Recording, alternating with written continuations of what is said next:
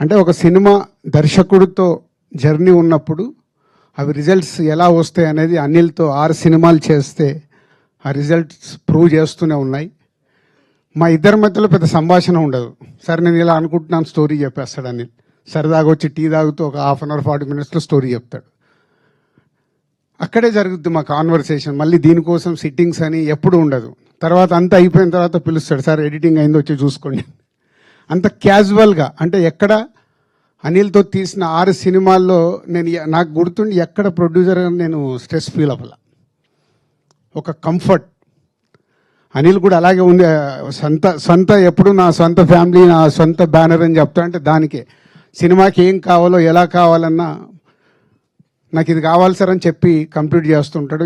ఇక్కడ ఈ సినిమాలో ఒకే ఒక పాట అడిగాడు, బ్లాక్ బస్టర్ సాంగ్ నేను బాగా తీయాలి సార్, నేను అడిగిన బడ్జెట్ ఇవ్వండి అని.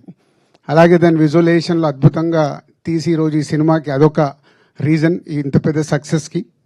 Thank you Anil, thank you very much.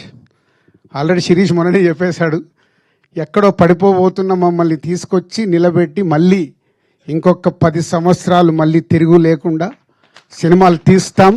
ఈ రిజల్ట్స్ 100% వస్తాయి. ఒక సినిమా మీద కష్టపడి చేసినప్పుడు రిజల్ట్స్ వస్తాయని ఎప్పుడూ తెలుసు.